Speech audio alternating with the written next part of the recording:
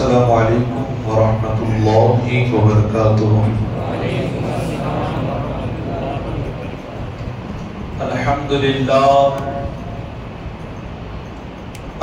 للہ الذی ابدع الافلاک والارضین، والصلاة والسلام على من كان نبيا وآدم بين الماء والطين، وعلى آله وأصحابه أجمعين، أما بعد، فأعوذ بالله من الشيطان الرجيم، بسم الله الرحمن الرحيم، قد جاءكم من الله نور وكتاب مبين، آمنت بالله صدق الله المولانا العظيم وصدق رسوله النبي الأمين المكين الكريم، ونحن على ذلك لمن الشاهدين والشاكرين والذاكرين، والحمد لله رب العالمين۔ یا رسول اللہ، مجھے اپنی طلب سے سوا چاہیے، آپ جیسے ہو ویسی عطا چاہیے، کیوں کہوں یہ عطا وہ عطا چاہیے، تم کو معلوم ہے ہم کو کیا چاہیے۔ بلغ العلا بکمالہ، کشف الدجا بجمالہ، حسنت جمیع خصالہ، صلوا علیہ وآلہ وسلموا تسلیما۔ اللہم صلی علی سیدنا مولانا محمد مبارک وسلم، صلاۃ و سلام علیک یا رسول اللہ صلی اللہ تعالی علیہ وسلم۔ حضرات محترم، سیرت کے حوالے سے ہمارا یہ دوسرا پروگرام ہے۔ میں نے کل بات یہاں سے چھوڑی تھی کہ حضرت آدم علی نبینا علیہ السلام کو جب بھی اللہ اولاد دیتا تو ایک بیٹا ایک بیٹی ساتھ میں دیتا، اسی طرح یہ سلسلہ چلتا رہا، مگر ایک بزرگ ہے، ایک حضرت ہے جنہیں حضرت سیدنا شیس علیہ السلام کہتے ہیں، یہ تنہا پیدا ہوئے، اور کیوں پیدا ہوئے انشاءاللہ یہیں سے بات کو ہم آگے بڑھائیں گے۔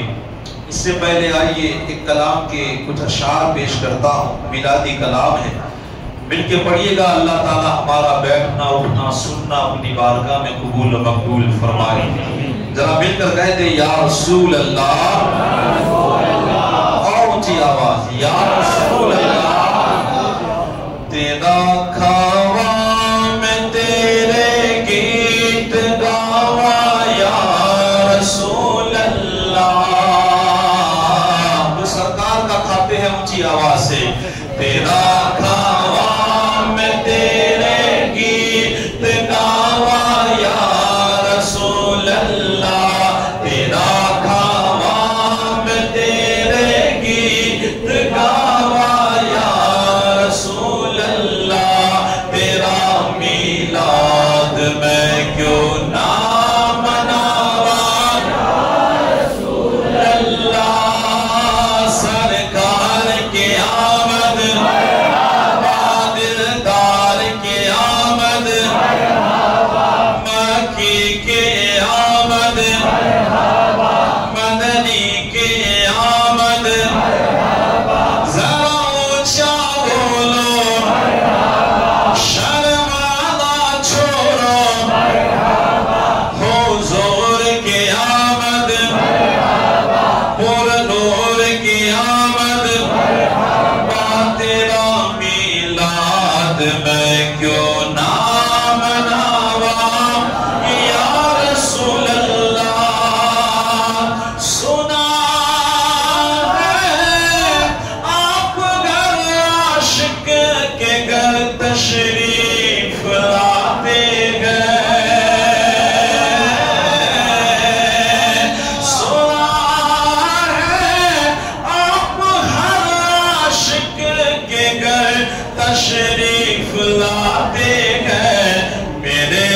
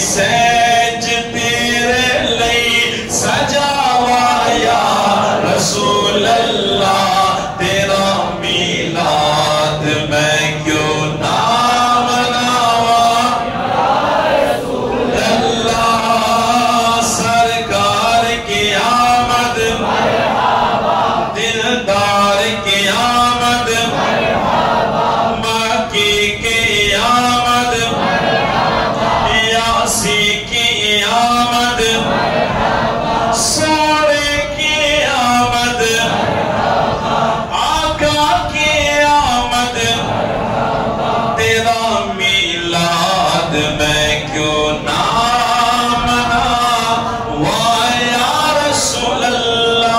اشعار بہت سارے ہیں لیکن وقت کو مد نظر رکھتے ہوئے ایک آخری شعر ذرا کہتے مل کے یا رسول اللہ میں کچھ بھی نہیں آقا میں کچھ بھی نہیں جب تیری نال میری کوئی نسبت نہیں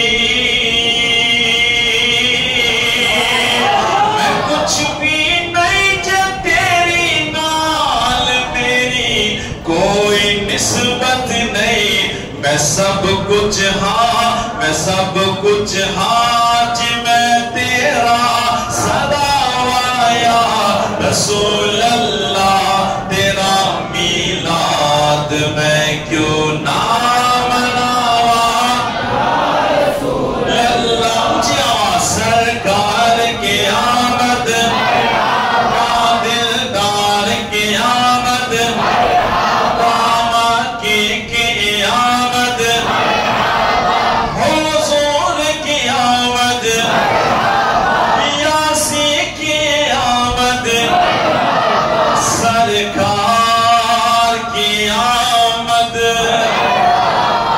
حضور پر اور آل نبی پر جھوم کے درود پاک پیش کریں اللہم صلی سیدنا مولانا محمد مبارک وسلم صلاة والسلام علیک یا رسول اللہ صلی اللہ تعالیٰ علیہ وسلم۔ حضرات محترم کل جو باتیں بیان کی گئی اس کو ذہن میں رکھیے گا، ایک مختصرانہ انداز میں ایک اشارہ دے دوں۔ اللہ تبارک و تعالیٰ نے ہمارے نبی پاک صلی اللہ علیہ وسلم کے نور کو پیدا فرمایا، اسی نور سے اللہ نے کل کائنات کو بنایا اور اس کے بعد حضرت سیدنا آدم علیہ السلام کو بنایا۔ یہ نور حضرت سیدنا آدم علیہ السلام کی پشت میں رکھا۔ کہاں رکھا؟ انشاءاللہ اس محفل سے ہمیں اپنے اعمال بھی درست کرنے ہیں، ہمیں اپنے عقیدوں کو بھی مضبوط کرنا ہے اور حضور سے انشاءاللہ اپنی محبت کو بھی بڑھانا ہے۔ کہتے ہیں کہ اللہ تبارک و تعالیٰ نے آپ کی پشت میں نور محمدی کو رکھا تو فرشتے صف باندھ کر قطار کے ساتھ دیدار کے لیے حاضر ہوا کرتے تھے۔ اب وہ پشت میں تھا تو فرشتے پیچھے کھڑے رہتے تھے۔ حضرت آدم علیہ السلام نے اللہ سے کہا کہ مالک یہ سب باندھ کر کے کیوں کھڑے رہتے ہیں؟ تو اللہ تبارک و تعالیٰ نے ارشاد فرمایا کہ تمہاری پشت میں نور محمدی جلوہ کرے۔ حضرت آدم علیہ السلام نے کہا مالک کیا ہی اچھا ہوتا اگر یہ نور میری پیشانی میں آ جاتا، یہ نور میری تاکہ یہ سامنے سے میرا دیدار کرے، نور محمدی کا نظارہ کرے۔ اللہ نے وہ نور آپ کی پیشانی میں رکھا، صف باندھ کر کے فرشتے زیارت کیا کرتے تھے۔ جب یہ منظر حضرت آدم علیہ السلام نے دیکھا تو دل میں تمنا ہوئی کہ مالک مجھے بھی دیکھنا ہے۔ بولے نا آپ توجہ رکھے، اللہ ہمیں بھی حضور کا دیدار نصیب فرما دے۔ کہا مالک میری بھی تمنا ہے، پشت میں ہو بندہ نہیں دیکھ سکتا، پیشانی میں ہو بندہ دیکھ سکتا نہیں۔ کہا مالک میری یہ انگلی میں تو نور کو چمکا تاکہ میں بھی زیارت کر سکوں۔ اللہ تبارک و تعالیٰ نے کرم کیا، یہ جو کلمے والی انگلی ہے نا اس میں نبی کے نور کو ظاہر فرمایا۔ جیسے ہی نور ظاہر ہوا تو انگوٹھا اور انگلی کو حضرت آدم علیہ السلام نے آنکھوں سے لگا لیا، ہونٹوں سے چوم کر کے آنکھوں سے لگایا۔ الحمدللہ یہ وہ ادا ہے جو دوسرے نہیں سنی کہا نا کہ میلاد منانا کہاں لکھا ہے؟ ارے میاں تمہیں کتابوں کی کوئی ضرورت نہیں، بس یہ تو سنیوں کا مقدر ہے کہ وہ میلاد منا رہے ہیں، تو یہ نور ان کی انگلیوں میں۔ لیکن اب کہتے ہیں نا کہ سوال کرنے والوں کے ڈھیر سارے سوالات ہوتے ہیں۔ اب ایک سوال میں نے یہ پڑھا کہ وہ کہہ رہا تھا کہ چلو بھئی حضرت آدم علیہ السلام کی انگلی میں نور ظاہر فرمایا تھا تو وہ چوم رہے تھے، تمہاری انگلیوں میں تھوڑی نہ نور ہے۔ آپ بات سمجھ رہے ہو نا؟ سوال اپنی جگہ، مگر ٹھیک ہے۔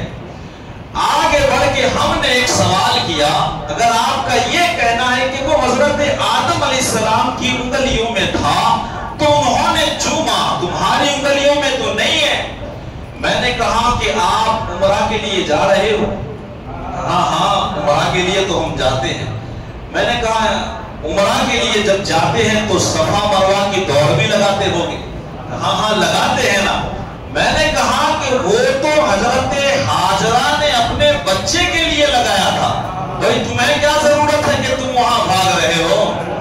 وہاں تمہیں کیا ضرورت ہے؟ وہ تو حضرت ہاجرہ رضی اللہ تعالیٰ عنہ اپنے بچے کی طرف دیکھ کر کبھی صفا کبھی مروہ کبھی صفا کبھی مروہ، وہ تو اپنے بچے کی پیاس کے لیے دوڑی تھی۔ آج تم کیوں دوڑ رہے ہو؟ کیا پانی کی کمی ہے؟ کیا تمہیں پانی چاہیے؟ میں نے کہا چلو کوئی بات نہیں، اس کا جواب آپ کے پاس نہیں ہوگا، چلو شیطان کو کنکریاں مارتے ہو نا، شیطان کو کنکری مارتے ہو۔ وہ تو حضرت ابراہیم اور اسماعیل علیہ السلام کو وہ بہکا رہا تھا، وہاں کھڑا تھا تو کنکر اٹھا کے انہوں نے مار دیا۔ اب تم مار رہے ہو، کیا وہ وہاں کھڑا ہے؟ وہاں کھڑا ہے تو اب کنکریاں کیوں مار رہے ہو؟ الحمدللہ ایک ہی ہمارا جواب ہے، وہ اللہ کے کچھ ایسے مقبول بندے ہوتے ہیں نا، ان کی ادا اللہ کو اتنی پسند آ جاتی ہے، اتنی پسند آ جاتی ہے تو اللہ چاہتا ہے کہ یہ ادا مٹنے نہ چاہیے، یہ ادا اب مٹنے نہ پائے، اس لیے آنے والے لوگوں سے اللہ نے کہا انہوں نے تو اپنے کام کے لیے کیا، اب تمہیں اسے قائم رکھنا ہے، اب تمہیں اسے قائم رکھنا ہے۔ الحمدللہ حضرت آدم علیہ السلام نے انگلیوں کو چوما، یہ حضور کی محبت تھی۔ آج ہمیں جتنا شکر کرے اتنا کم ہے کہ اس ادا کو ہم نے آج بھی قائم رکھا ہے۔ ہمیں محبت ہے، اللہ ایسا ہی عشق ہمارے سینوں میں محفوظ رکھے۔ ایک میں نے بات پڑھی، بڑا دل خوش ہو گیا، آپ تک پہنچا دیتا ہوں۔ حضرت آدم علیہ السلام کی انگلی میں جب اللہ نے نور اتارا نا، آدم علیہ السلام نے ایک بات کہی، مالک کیا کسی اور کا بھی نور اگر باقی ہو تو تو بھیج دے، کسی اور کا نور ہو تو۔ سنیے گا، اللہ نے کہا ہاں ہے۔ کہا کس کا؟ کہا میرے ابو بکر کا، میرے ابو بکر کا۔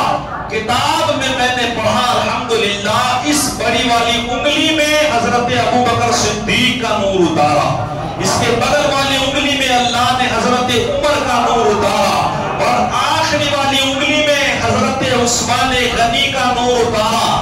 ابھی ایک باقی ہے، بولے نا آپ یار، الحمدللہ ہم مولا علی والے ہیں، ہم صحابی والے ہیں، ہم ہر ولی والے ہیں۔ اللہ ہمیں اسی پر موت نصیب عطا فرمائے، اور انگوٹھے میں حضرت علی کا اللہ نے نور اتارا ہے۔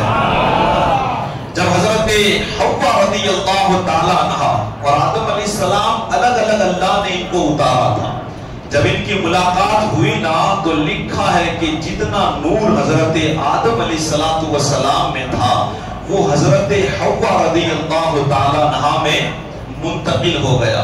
ایک جملہ کہہ رہا ہوں، لوگ یہ نہ سمجھنا کہ ابو بکر صرف مکے سے ساتھ ہے، یاد رکھنا یہ مکے سے نہیں، یہ جنت ہی سے ساتھ ہے، اور اب تک ساتھ ہے، اور انشاءاللہ اٹھے گے بھی ساتھ، جنت میں بھی ساتھ جائے گے۔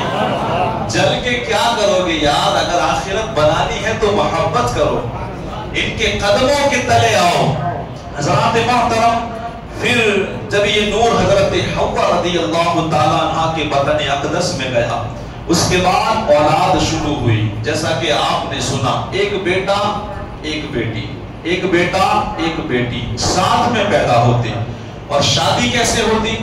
پہلے والے بیٹے کے ساتھ دوسری والی بیٹی کی، اور دوسرے والے بیٹے کے ساتھ پہلی والی بیٹی کی، کیونکہ جو ساتھ میں پیدا ہوتے نا ان کو بھائی بہن مانا جاتا تھا، کیونکہ اس زمین پر انسان ہی نہیں تھے، تو اس طرح ان کی شادی حضرت آدم علیہ السلام کرتے تھے۔ اب ان کے درمیان بھائی بہن ایک ساتھ پیدا ہوتے رہے، ایک وقت ایسا آیا کہ حضرت شیس علیہ السلام کو اللہ نے تنہا پیدا فرمایا۔ کیسا پیدا فرمایا؟ تنہا۔ حضرت آدم علیہ السلام کو معلوم تھا کہ میرے پاس اللہ کی ایک امانت ہے، وہ ہے نور محمدی، اور جب حضرت شیس علیہ السلام پیدا ہوئے، حضرت آدم علیہ السلام نے دیکھا اب وہ نور میرے پاس نہیں، اللہ نے حضرت شیس علیہ السلام کو عطا فرما دیا ہے۔ تو گویا اللہ نہیں چاہ رہا تھا کہ اس نور کا کوئی بھاگیدار بنے، کوئی بھاگیدار آپ کو اللہ نے تنہا پیدا فرمایا۔ جب آپ دنیا میں تشریف لائے، بہت ایک لمبی زندگی ہے، یہاں سے لے کر کے اگر ایک ایک کر کے نام بتاتا چلوں نا تو کافی سارے حضور کے آبا و اجداد ہیں، یہ 8 دن بہت کم پڑ جائے گی، لیکن میں صرف 2-3 لوگوں کا ذکر کر کے انشاءاللہ بڑی تیزی کے ساتھ ہم حضور کی ولادت کی طرف اپنی اس محفل کو آگے لے جائیں گے۔ حضرت سیدنا شیس علیہ السلام جب دنیا میں تشریف لائے، آپ بڑے ہوئے، تو آخری وقت میں حضرت آدم علیہ السلام نے آپ کو 2 وصیت کی۔ کتنی؟ 2۔ ایک وصیت یہ کی کہ بیٹا ایک بات میری یاد رکھنا، جب بھی تم اللہ کا ذکر کرو تو محمد کا ذکر نہ بھولنا۔ جب بھی اللہ کا ذکر، حضور کا ذکر شروع ہو گیا ہے دنیا میں، حضور کی باتیں شروع ہو رہی ہیں، ایک نبی دوسرے نبی کو، دوسرا نبی تیسرے نبی کو، یہ خبر اب شروع ہو چکی ہے۔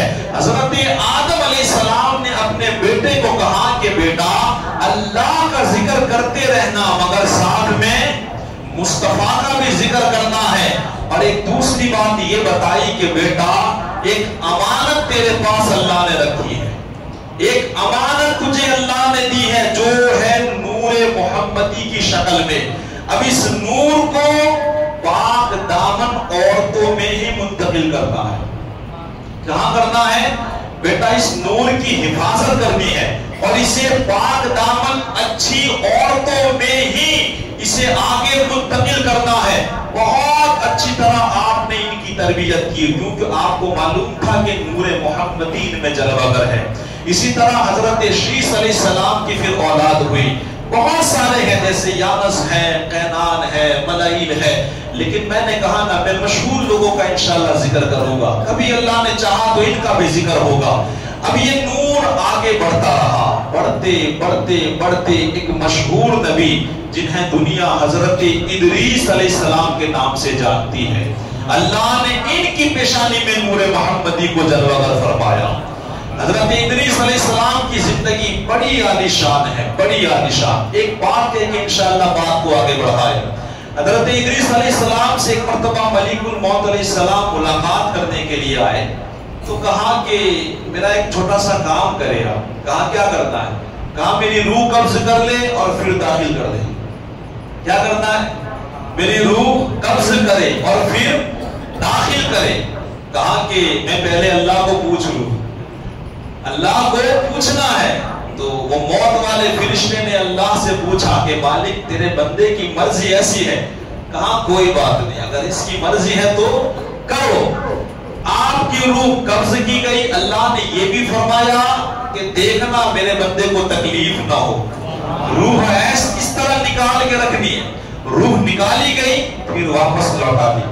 کہا کہ میرا دل کرتا ہے کہ میں پل صراط پر سے گزروں۔ حضرت اسرائیل علیہ السلام نے انہیں پل صراط پر سے گزارا، پھر انہوں نے کہا میرا دل چاہ رہا ہے میں جنت میں جاؤں۔ آپ جنت میں گئے، جب کافی ٹائم گھومتے رہے، حضرت اسرائیل علیہ السلام نے کہا کہ چلو واپس، اب دنیا سے کوئی جنت میں جائے گا تو کیا واپس آئے گا؟ ارے بولے نا، اللہ ہم سب کو جنتی بنائے۔ اللہ ہمارا حساب نہ لے، حضور کے صدقے میں اللہ ہمیں جنت میں اعلیٰ مقام عطا فرمائے۔ حضرت ادریس علیہ السلام نے جب جنت کا نظارہ دیکھا، کہا میں تو نکلنے والا، میں تو نہیں آؤں گا۔ کہا کہ نہیں، تمہیں نکلنا پڑے گا، اس لیے کہ موت کا مزہ چکھنا ہے۔ کہا میں وہ تو چکھ چکا ہوں۔ کہا کہ پل صراط پر سے گزرنا ہے۔ کہا میں گزر چکا ہوں۔ کہا کہ یار اب کیا کیا جائے؟ اللہ نے ارشاد فرمایا میرے بندے کو چھوڑ دو، میرے بندے کو چھوڑ دو۔ تو یہ وہ تھے جن میں اللہ نے نور محمدی کو جلوہ گر فرمایا تھا۔ حضرت ادریس علیہ السلام کی بھی اولاد ہوئی اور ان سے یہ نور آگے بڑھا، بڑھتے بڑھتے ایک مشہور نبی جنہیں حضرت نوح علیہ السلام کہا جاتا ہے، یہ حضور کے آبا و اجداد ہیں۔ وہ نور حضرت نوح علیہ السلام کی پیشانی میں جلوہ گر ہوا۔ اللہ نے جب تک چاہا اس کا کرم، اس کی رحمت آپ کو ملتی رہی، قوم کو ملتی رہی۔ پھر جب اللہ نے چاہا تو یہ نور اور آگے بڑھا، بڑھتے بڑھتے کافی سارے لوگوں کا ذکر ہے۔ آخر کار یہ نور حضرت سیدنا ابراہیم خلیل اللہ علیہ السلام کی پیشانی میں ظاہر ہوا۔ بولیے یار، یہ نور کہاں آیا؟ حضرت ابراہیم خلیل اللہ علیہ السلام کی پیشانی میں جلوہ گر ہوا۔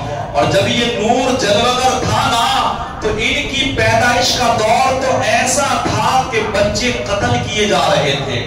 اعلان ہو چکا تھا جو بچہ پیدا ہو اسے مار دیا جائے، اسے قتل کر دیا جائے۔ لیکن کہتے ہیں نا ان کی پیشانی میں تو نور محمدی تھا جن کے لیے یہ کائنات بنائی گئی تھی۔ کون تھا جو ابراہیم علیہ السلام کو مٹا دے؟ وہ کہتے ہیں نا کہ فانوس بن کر جس کی حفاظت ہوا کرے، وہ شمع کیا بجھے جسے روشن خدا کرے۔ اللہ نے حضرت ابراہیم علیہ السلام کی مدد کی، آپ پروان چڑھے، جب جوان ہوئے تو قوم میں نکلے اور لوگوں کو شرک سے بچانے کی کوشش کی، لوگوں کو توحید کی دعوت دی۔ اگر کوئی سورج کو پوجتا تو اسے منع کرتے، کوئی چاند کو پوجتا اسے روکتے، کوئی ستاروں کو پوجتا اسے روکتے۔ آپ بڑی محنت کر رہے تھے۔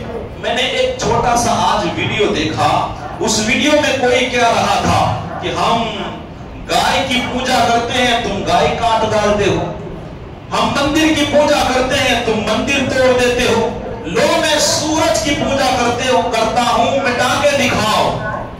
وہ کیا ویڈیو بنا رہا ہے؟ میں سورج کی پوجا کر رہا ہوں، اسے مٹا کے دکھاؤ۔ اب اس کیا کہا جائے اس بیوقوف کو؟ یار یہ سورج تو وہ ہے جو میرے مصطفیٰ کا غلام ہے، ابھی تم نے کہاں اسلام کو پڑھا ہے؟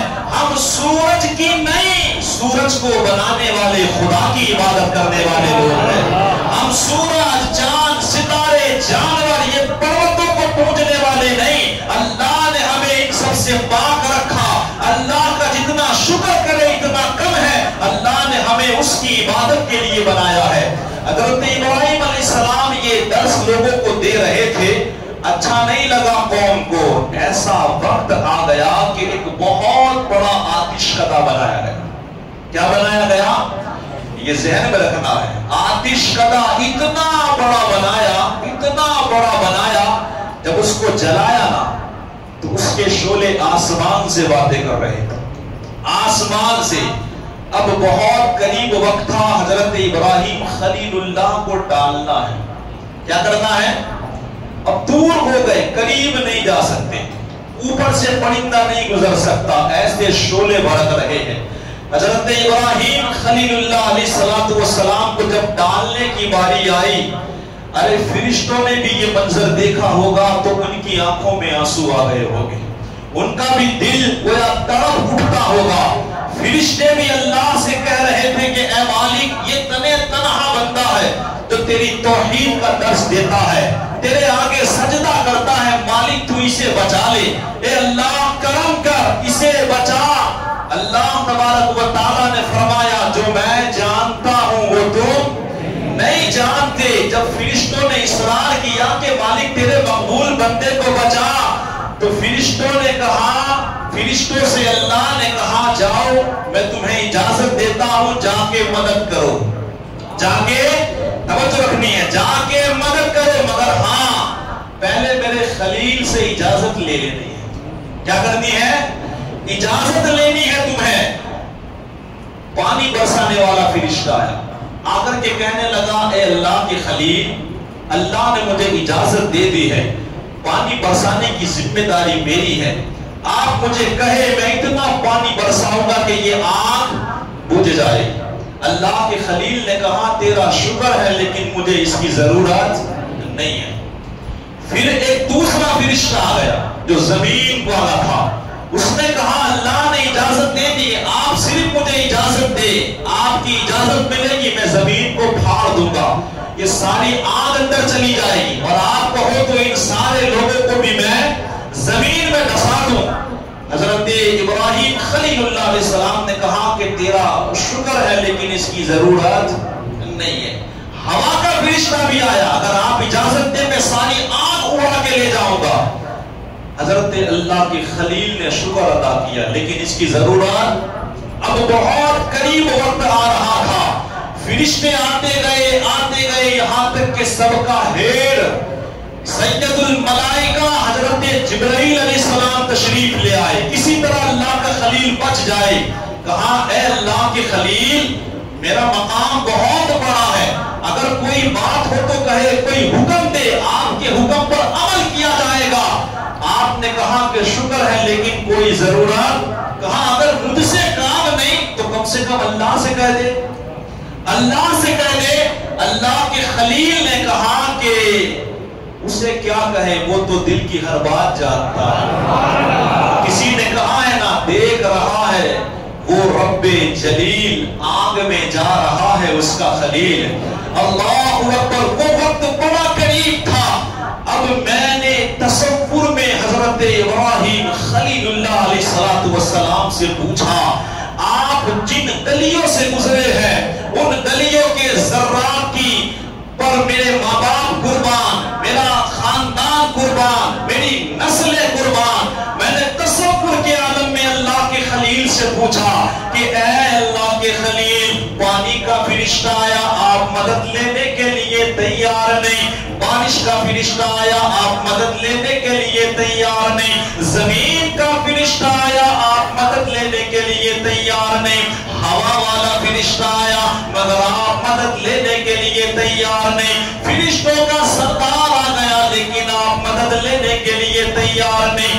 حالانکہ اللہ سے کچھ کہے لیکن اللہ کی مدد لینے کے لیے تیار نہیں، اللہ سے کچھ کہنے کے لیے تیار نہیں۔ آخر اس کی وجہ کیا ہے؟ یہ آپ کو پانی میں نہیں، یہ آپ کو آگ میں ڈال رہے ہیں۔ ایک طرف کسی کی مدد نہیں چاہیے، دوسری طرف آپ کے چہرے پہ بڑا سکون ہے، آپ مسکرا رہے ہیں۔ اے اللہ کے خلیل، آخر راز کیا ہے ہمیں بھی بتائے۔ تو دنیا والوں کو اللہ کے خلیل نے درس دیا، اے لوگوں دیکھو، مجھے یقین ہے کہ یہ آگ میرا کچھ بگاڑ سکتی نہیں، اس لیے کہ ابھی نور محمدی میری پیشانی میں جلوہ گر ہے، ابھی تو نور محمدی جلوہ گر ہے۔ جب میں چھوٹا سا تھا لوگوں کو کاٹا جا رہا تھا، لوگوں کو مارا جا رہا تھا، اس وقت بھی اللہ نے میری حفاظت فرمائی تھی، اس لیے کہ نور محمدی مجھ میں جلوہ گر ہے۔ اور جب تک یہ نور محمدی مجھ میں جلوہ گر ہے، نہ آگ میرا کچھ بگاڑ سکتی ہے، نہ موت میرا کچھ بگاڑ سکتی ہے۔ وہ کسی نے کہا تھا نا، کوئی محشر کوئی پل تلوار ہو جاتا، میں تیرا نام لیتا پاؤں رکھتا پار ہو جاتا، سوا نیزے کی دوری پر اگر سورج چلا آتا وہاں بھی تیرا نام سایہ دیوار ہو جاتا۔ وہ تو آقا نے دیکھا نہیں کچھ بھید ہے، ورنہ جہنم پر نظر پڑتی وہ بھی گلزار ہو جاتا۔ میرے آقا کی شان ایسی ہے، اللہ کے خلیل کے جسم میں حضور کا نور ہے، آگ کی کیا مجال کے اللہ کے خلیل کو جلا سکے۔ جیسے ہی لوگوں نے اللہ کے خلیل کو ڈالا، اللہ کا خلیل مسکرا رہا تھا مگر آگ کو اللہ نے فوراً حکم دیا، یا نار کونی بردم و سلاما علی ابراہیم،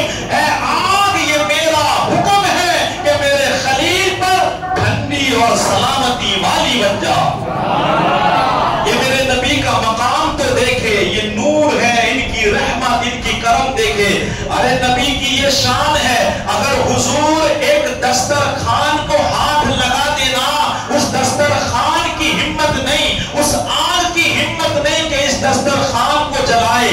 بڑا خوبصورت سا واقعہ ہے۔ حضرت سیدنا جابر رضی اللہ تعالیٰ عنہ، ان کے گھر تو مہمان آتے ہیں، کھانے کے لیے بیٹھنا تھا۔ جب دسترخوان بچھایا گیا، دسترخوان میلا تھا، کچیلا تھا، حضرت سیدنا جابر رضی اللہ تعالیٰ عنہ نے حکم دیا اس دسترخوان کو لے جا کر آگ میں ڈال دو۔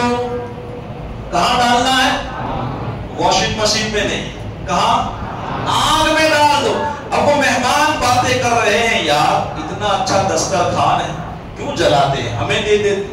تھوڑی دیر ہوئی، اس غلام سے کہا دسترخوان لے کے آؤ۔ جب لے کر کے آئے اور بچھایا گیا تو ان کو یقین ہو گیا آگ میں نہیں، واقعی واشنگ مشین میں ڈالا تھا۔ یہ تو بالکل صاف ہو گیا، کوئی میل نہیں، کوئی کچیل نہیں، نہ رہا گیا۔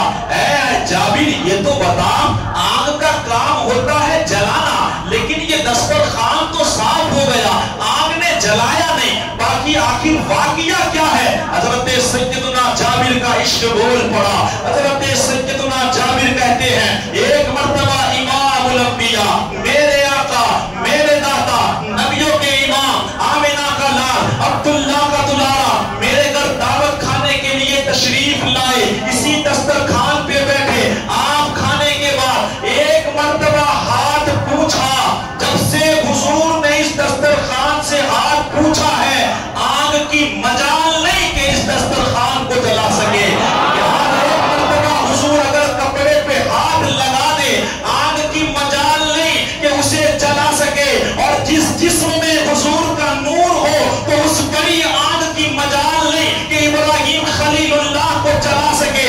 اسی طرح میرا ایمان کہتا ہے، الحمدللہ، یہ ایمان کہتا ہے، اگر کسی سنی کے سینے میں حضور کی محبت ہوگی اور اسی محبت کے ساتھ اگر وہ دنیا سے جائے گا تو جہنم میں یہ مجال نہیں کہ اس کو جلا سکے، جہنم میں اتنا پاور نہیں کہ اس کو جلا سکے۔ اسی لیے تو ایک عاشق نے کہا کہ آقا کا گدا ہوں اے جہنم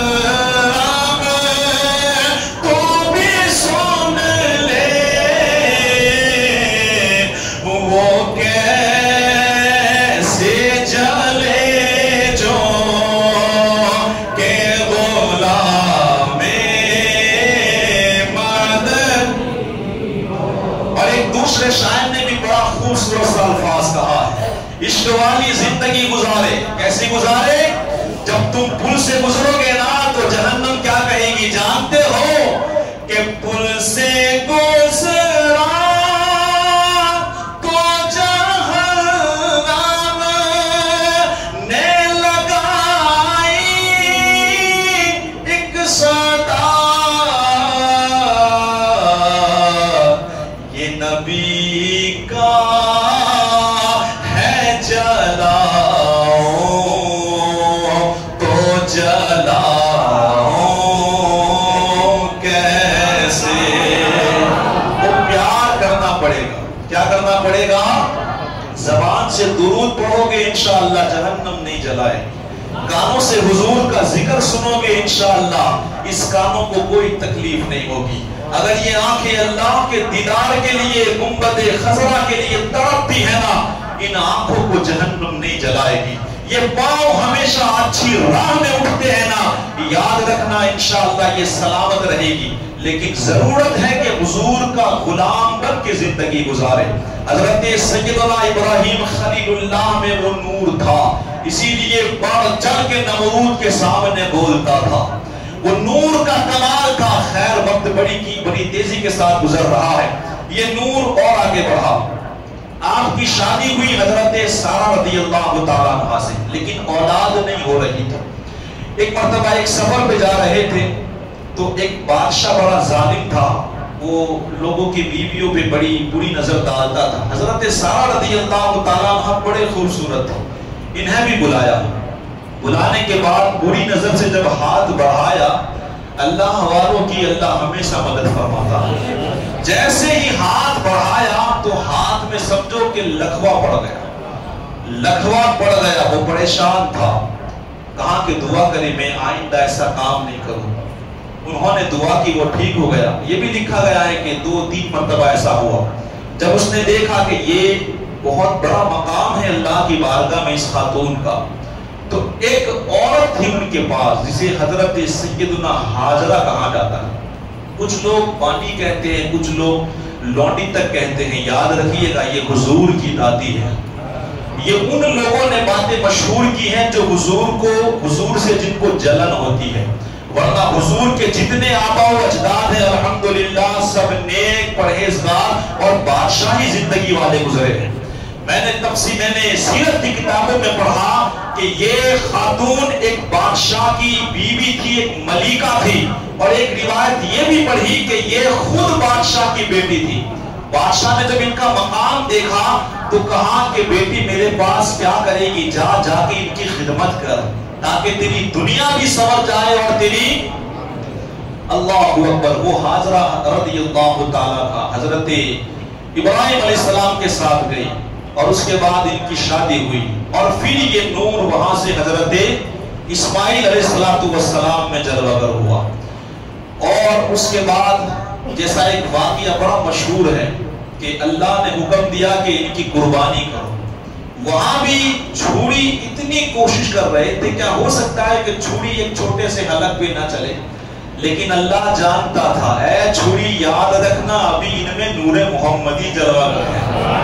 چھوڑی کی مجال نہیں کہ گلا کاٹ سکے، آگ کی مجال نہیں کہ نور محمدی کا کمال دیکھے۔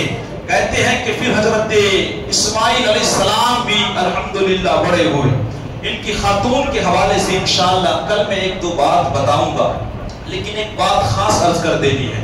حضرت اسماعیل علیہ السلام کے بعد آپ نے جب دعا کی اللہ سے کعبہ تعمیر کرنے کے بعد کہ اے اللہ وہ آخری نبی جسے تو بڑا پیار کرتا ہے بس میری نسل سے پیدا فرما کر۔ یہ ابراہیم علیہ السلام اور اسماعیل علیہ السلام نے دعا کی تو اللہ نے ان کی دعا کو قبول فرمایا، اور دعا قبول ہوئی۔ اس کے بعد حضرت اسماعیل علیہ السلام کی نسل سے کوئی نبی پیدا نہیں ہوا، کوئی نبی نہیں سوائے محمد مصطفیٰ کے۔ اس کے بعد ادھر حضرت اسحاق علیہ السلام اور اسی سے سارے نبی تشریف لائے، لیکن حضرت اسماعیل علیہ السلام کے بعد بہت سارے لوگ دنیا میں آئے جو حضور کے آبا و اجداد ہیں، لیکن آتے آتے ایک شخص ہے جنہیں حضرت عدنان رضی اللہ تعالیٰ کہتے ہیں، یہ حضور کے دادا گزرے ہیں۔ جب بھی حضور سے کوئی پوچھتا آپ کا نسب نامہ تو حضور حضرت عدنان تک گناتے۔ کہاں تک گناتے؟ حالانکہ بتایا حضرت آدم تک ہے، لیکن بڑا اختلاف ہے، لیکن اس بات پہ سارے علماء کرام کا متفق ایک سوچ ہے، کیونکہ حضور نے یہ نام خود گنائے ہیں۔ جب بھی حضور کو کوئی پوچھتا کہ آپ کا نسب نامہ تو حضور خود سے لے کر کہاں تک گناتے؟ حضرت عدنان تک۔ بس انشاءاللہ اسی شجرے پہ میں اپنی بات کو ختم کر دوں گا۔ حضور سے جب بھی پوچھا گیا کہ آپ اپنا نسب نامہ گنائے تو حضور نے کہاں تک گنایا؟ حضرت عدنان تک۔ آؤ میں وہ سارے نام آپ کو سنا دوں، اس سے پہلے مچل کے کہے سبحان اللہ۔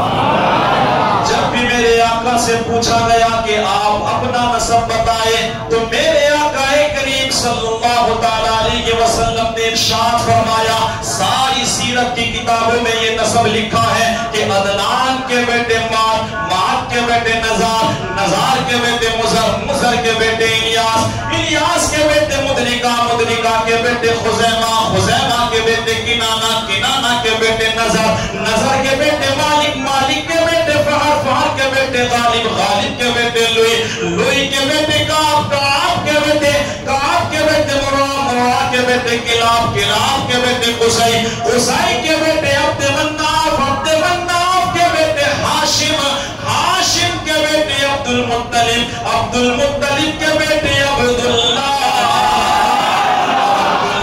کے بیٹے محمد الرسول اللہ۔